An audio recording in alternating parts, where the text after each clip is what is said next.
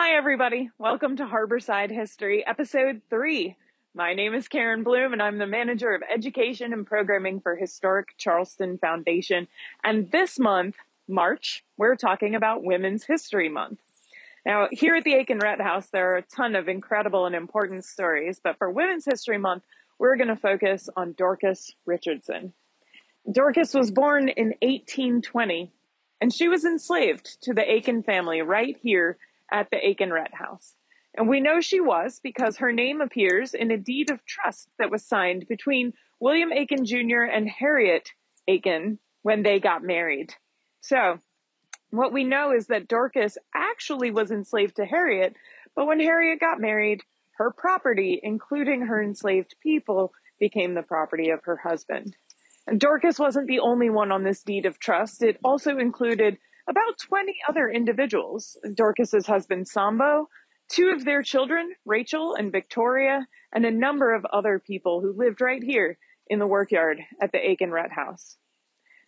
Dorcas lived here with a community of enslaved people. On this side, over here in the second floor, the quarters of the workyard, and down below were the kitchen and the laundry. About 20 people lived here. And of course, on the other side, living quarters up above, the carriages and stable.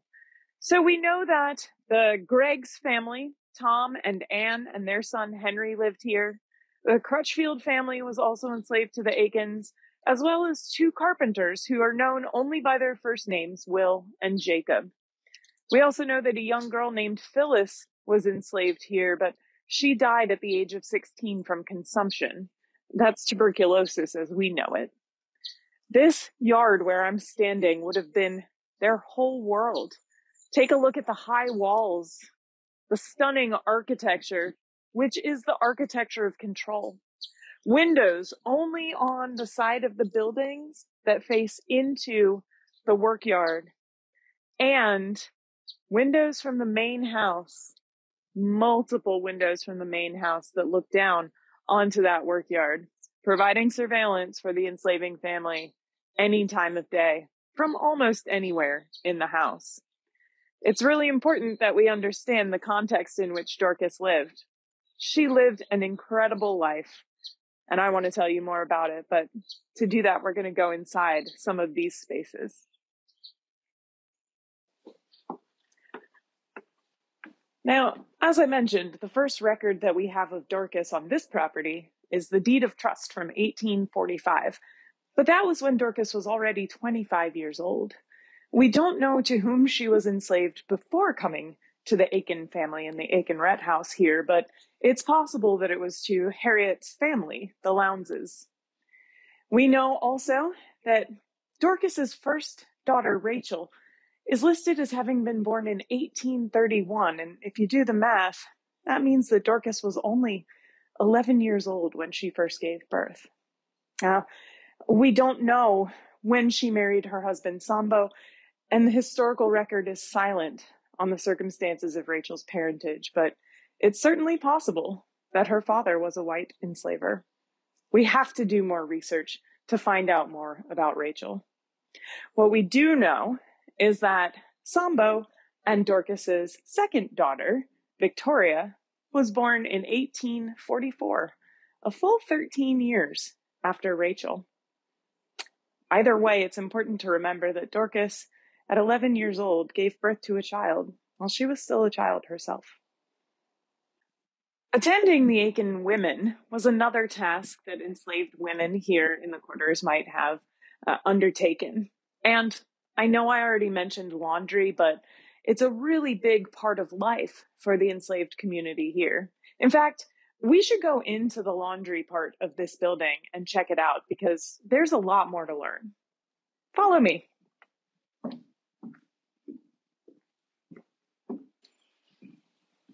Now, there have been extensive archaeological investigations here in the laundry, and because of them, we know a few things about this building. For example, the large set kettle that would have been used for a really big load of laundry would have been back in this corner here.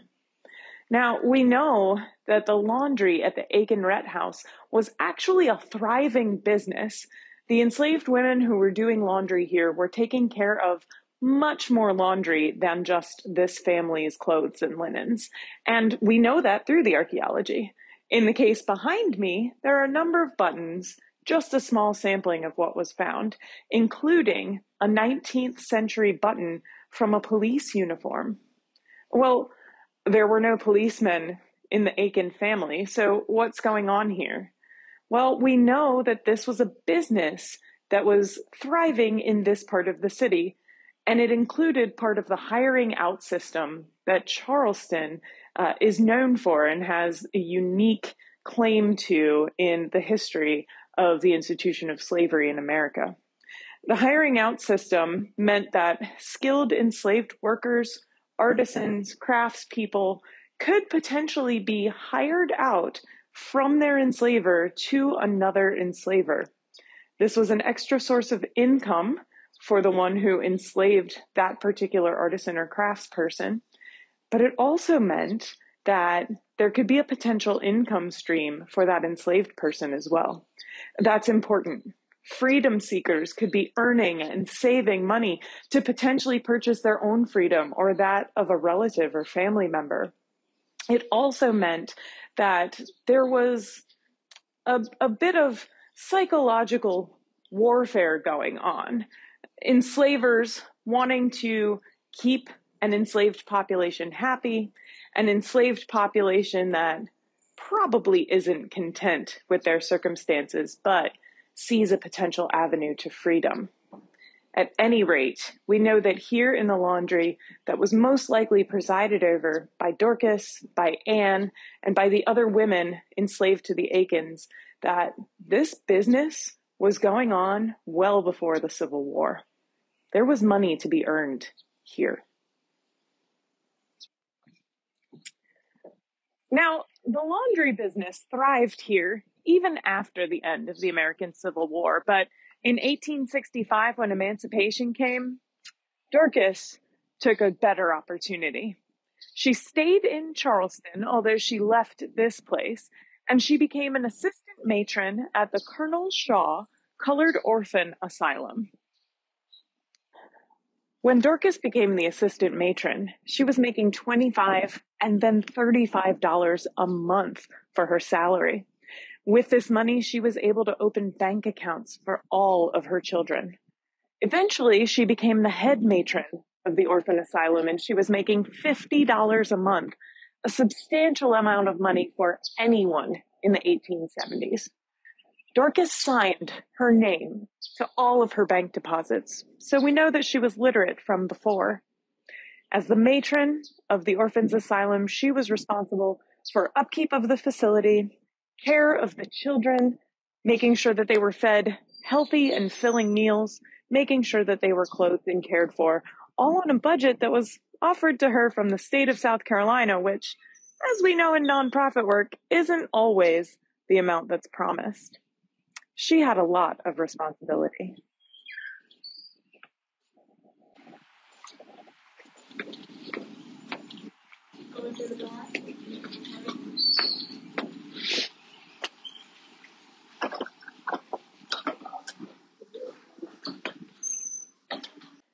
Now, eventually, the orphans asylum moved to Columbia, South Carolina, and at that point, Dorcas's salary was cut in half. But even though it was the end of her life, Dorcas reinvented herself again. Historical record indicates that at the end of her life, Dorcas actually owned a store here in Charleston. She sold fruit, and she was also recorded as a wood seller. She died in 1887 at the age of 67, having dedicated her life to the service of others, first because she was forced to, but later because she chose to. Dorcas is buried in Monrovia Cemetery. She was a remarkable woman who lived a remarkable life. She touched the lives of hundreds of Black children here in Charleston, and Historic Charleston Foundation is proud to be able to share her story and the stories of those who were enslaved here with her. Thanks so much for watching. That wraps us up for March and Women's History Month, and we hope that you have enjoyed this content and really learned something this month. Don't forget to like and share this content. It can be found on our blog post and in our website, and make sure that you subscribe on YouTube. Thanks so much, and don't forget to look around. History is happening every day.